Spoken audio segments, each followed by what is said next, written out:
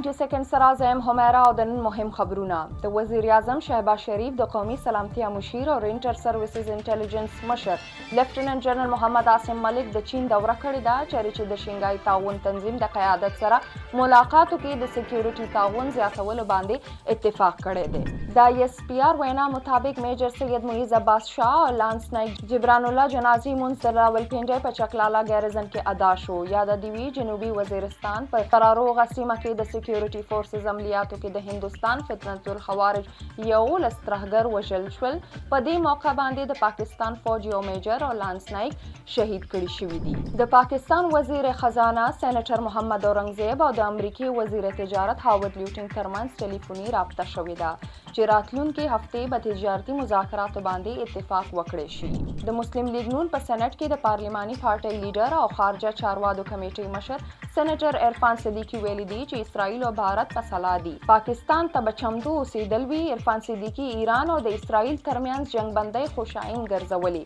چې زمونږ حکومت خارجه وزارت متعلقه ادارو یو کړکېچن صورتحال په ښه طریقه حل کولو سره د قومي مفاداتو خیال ساتنه کړې ده بھارتي یو ورځپاڼې د مودي سرکار دروغو بیانیه په ډاګه کړې ده او ویلي چې مودي سرکار دروغو بیانیه په عالمي کچ رد کړې شوې ده او پهلګام فالز فلیګ اپریشن سره بھارت ته بدترین ناکامۍ په شمول نړیوال کچ بدنامي هم شوې ده بلخوا په بین الاقوامي سطح د پاکستان د رښتونی حقایقو مشتمل دریسته کامیابی ملاوه شوې ده د ایران پارلمان د جوهري تنصیباتو سلامتۍ ضمانت ملاوېدو پورې د اقوام متحده ادارې